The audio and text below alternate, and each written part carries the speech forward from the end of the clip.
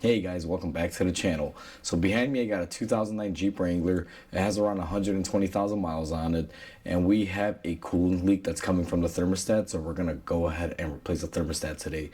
But before we go ahead and begin, guys, if you guys haven't subscribed to the channel, hit the subscribe button down below. It definitely helps the channel grow. And with that said, let's go ahead and start on the repairs. This particular Jeep has a 3.8 liter V6, guys. It's actually not the upgraded engine or the newer engine, I guess you could say. So this one's pretty much old school. This engine has been in pretty much almost anything Chrysler, Jeep, Dodge, from minivans to the Wranglers. I mean, you name it, almost every car's had it. In this configuration, it's actually quite easy to do the thermostat on it. If you follow your upper hose, you will see your thermostat housing is located right here in the center. The only thing that's really in our way is our intake snorkel. So the first thing that we're going to want to do is go ahead and grab an 8mm, and you're going to want to take off your intake snorkel. There's two 8mm clamps that are holding it on, and you guys will also notice that we do have a sensor right up here. And the way this works is you got to pull up on the red locking tab and then just disconnect the connector. And once we have that out of the way, you should be able to just simply pull off your snorkel, and that way you can gain more access to your thermostat, which is right here. So now that we got our snorkel and everything out of the way, I went ahead and I grabbed my 10mm on a gun. There's going to be two 10mm bolts holding the thermostat into place.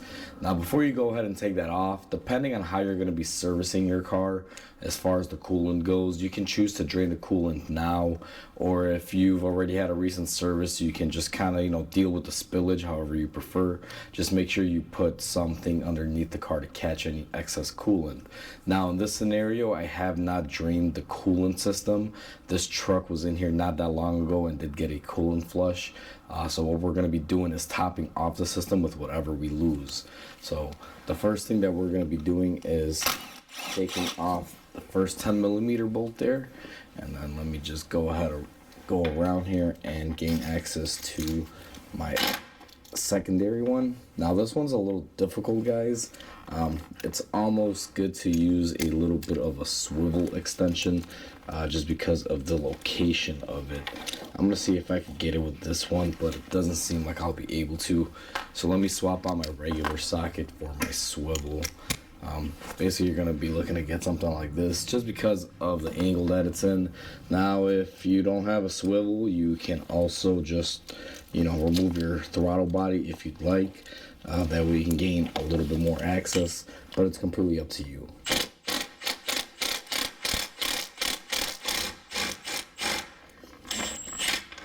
So that swivel did a really good job there. I was able to get my second bolt off. And just to kind of zoom you guys in here, and I do apologize in advance because the camera will get a little shaky, but just to show you what kind of room you're working with right there, you can see it gets a little bit tight in that corner, and then we have our other bolt right there. As far as the wiring loom goes there, guys, you'll see that some wires are exposed. What happens on these is the loom just gets frayed over time and just starts breaking apart. There's not much you can really do for that except replace the loom. You also want to be very careful, because when you have a loom that's falling apart like that and you're opening up your cooling system, there is potential for something to fall inside of your cooling system. The way I like to combat this is I normally just put a rag to help catch anything that might fall in. So I'm just going to take my blue rag here, or paper towel, whatever you have, and I'm going to kind of wrap it around the wire here. So that way if any shrapnel kind of falls in and out, it will fall in the actual paper towel. And then what I'm going to do is go ahead and lift up on my hose, and we're just going to move it to the side here. And then we are going to gain access to our thermostat, which is right here. Now you always want to notate which way the thermostat came out. In this scenario, you guys will see that it came out like this, and the main reason why is on the thermostat you'll notice that little pin right there. I don't know how well you guys can see it, but that is actually an aerator pin, or whatever you want to call it. What this allows is for air to be able to come out without the thermostat opening, and allows you to bleed the coolant system. Sometimes these have to be in a certain orientation. Normally this always faces up, so the air comes out. Now in this scenario, this thermostat faces flat out. I don't think it would really make a big difference in which way, whether it was like this or that, but I always just kind of follow the way I took it off. So in this scenario, this was pointing towards the front of the car. I just like to make note of that. Now that we have our thermostat out, you will notice that this thermostat housing is aluminum. What you're going to want to do is take a little Scotch-Brite pad, and you're going to want to basically clean the face where the actual thermostat housing is going to sit. Now I'm not going to do this on camera because this is going to take a while, because I am using a little piece here, and you want to be very careful because this is aluminum, guys. You don't want to grind this off or anything crazy like that. So I'm going to take my time here. I'm going to do this off camera. Just go ahead and clean off my mating surface there, and I'll be right back with you guys when it's time to reinstall the thermostat. Alright guys, so I went ahead and I cleaned up my area here. Everything is nice and shiny and clean again. Now, in order to install our new thermostat, it actually just doesn't sit on here. It's sitting inside of the actual housing. Since I didn't remove the actual upper hose from it before we removed it, what I'm going to do right now is just go ahead and take this off and remove the spring clamp and hose here. It'll just make it a little bit easier for reinstallation, and then we can attach our hose later. So we're just going to go ahead and remove our spring clamp, and this part will kind of fight you a little bit. These can be a little difficult, especially if they haven't come off in a while. But typically if you just spin it just like that, kind of break that stiction, you're able to get your actual housing off, which is what we're after. Now what I'm going to do here is take our hose and kind of bend it out of the way like we had it earlier. I'm just using my impact gun here to kind of hold it out of the way. And the way this is going to work is quite simple. What I do is I'll take my new thermostat, and our housing goes in like this. And if we remembered correctly, this little pin here, the bleeder screw, will be pointing forward. So in theory, this should be going in here like this. So you're going to take your new thermostat and you're just going to line it up. Now sometimes you will have a little cutout here that'll tell you where this needs to go. In this scenario, like I said guys, this thermostat is facing right side up, so it doesn't really matter, but I still try to get it as close as I can to where it came off originally. So we're gonna go ahead and press it in here, make sure our gasket is in, everything's nice and level and everything is nice and secure, and we are going to take our housing and thermostat and just lay it right on top there. Now the next part of this is going to be just grabbing your hardware and bolting it up. I always start these off by hand, guys. Never get too cocky and assume that your gun will get it right, because if you wind up stripping this housing, well, you're going to be ripping apart your intake manifold and everything to be able to replace it, and it's not cheap. So I definitely don't recommend you going with your impact gun here until you know everything is secured. This back one here can be a little difficult just because of the wiring loom situation that Jeep has going on back here with these engines. But what I do is, again, just get it past those wires, and what we're going to do is just slowly inch this bolt in. This side bolt is probably the worst one to do. Not that it's overly difficult, guys, it's just it takes a little bit. Like right now I'm just making sure that I do have it threaded in, and it looks like I do. So what we're going to do next is take our impact gun and make sure we keep our hose out of the way here. And we're just going to lightly go ahead and just run these down. Now I'm not going to actually impact them. I'm just going to be running them down snug. You definitely don't want to impact these. Even though I'm using my impact gun, I'm controlling the movement on it, guys. So that way there's no chance that I break anything or wind up stripping anything. Now I'm working on the back side, which is always the dreaded side. Let's see if I can get my socket on here. Make sure I can get the angling right. Now, even though it looks like I'm impacting this, I'm not. It's just the hard angle that my socket is in. When this thing feels resistance, you can, kind of see it'll impact. Now I can't grasp it that good to be able to show you, but that's why you heard it impacting there. But it's run down as much as I can get it with the gun without being too forceful. So next thing that I'm going to do is swap out to my ratchet. The proper way to do this is with the ratchet, guys. You don't ever want to rush it.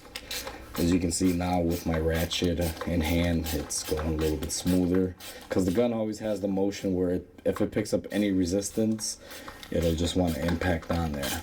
So we're just gonna go ahead and tighten these up. And I'm pretty sure there is a torque spec for these. For me, guys, I've always done hand tight. And what I like to do is, since I already got my swivel socket on there, I normally leave it on there. I tighten up one side, then I come back to the other side, and I just try to even it out. And once I get this one snugged up, which should be right about there, I'm going to go ahead and make sure my rear one is snugged up, which should be right there. And now I can go ahead, remove my socket and all. So that way I know everything is nice and evenly tight.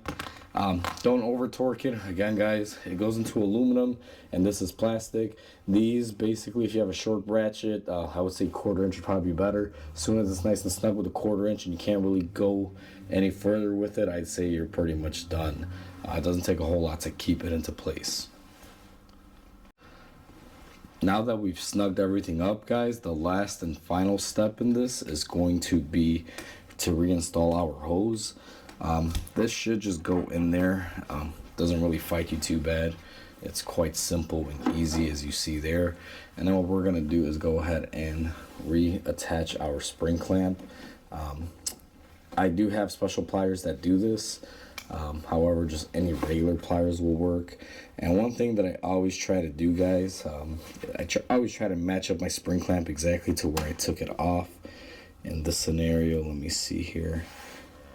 This one, I believe, was right about there.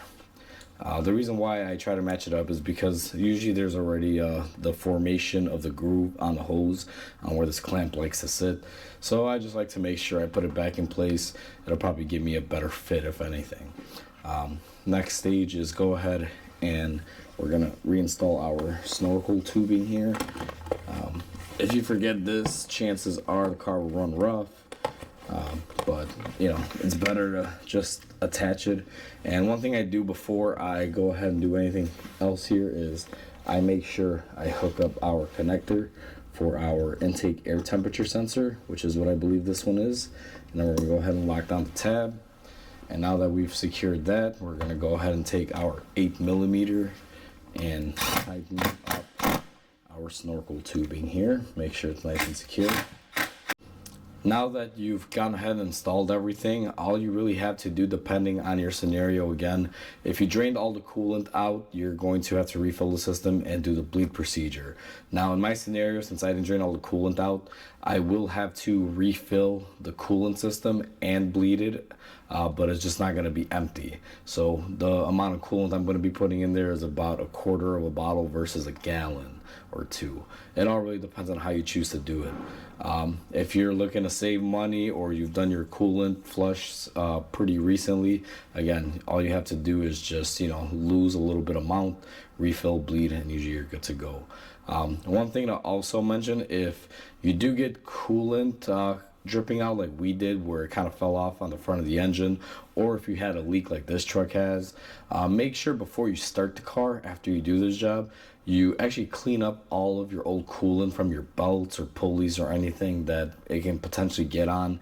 I like to take a garden hose normally and just rinse off my engine bay before I start up the vehicle, because coolant can deteriorate belts and things of that nature if you don't wash it off. So I do like to clean up my area very well and then proceed with the bleeding and everything else that I gotta do. So that's how you do a thermostat on a Jeep 3.8 liter, guys. Alright guys, so that's how we do a thermostat on a Jeep 3.8 liter. Again, this is the older V6 that we have in this thing. It's not the newer one. So this will apply to a lot of Chryslers out there, but in this scenario, this one's very easy. I do want to apologize in advance for the video, guys, because these Jeeps are very awkward to film around because normally they have enlarged bumpers, so I can't really lock the camera down too close and get a lot of stuff zoomed in. But hopefully this video serves enough of a guide to help you out without me getting really close in there and things like that like I normally do. But with that said, hopefully you guys enjoyed this video. Hopefully it helps you guys out. Please comment, like, and subscribe because it definitely helps the channel grow. And with that said, I hope you guys have a wonderful day, and I'll catch you guys on the next video.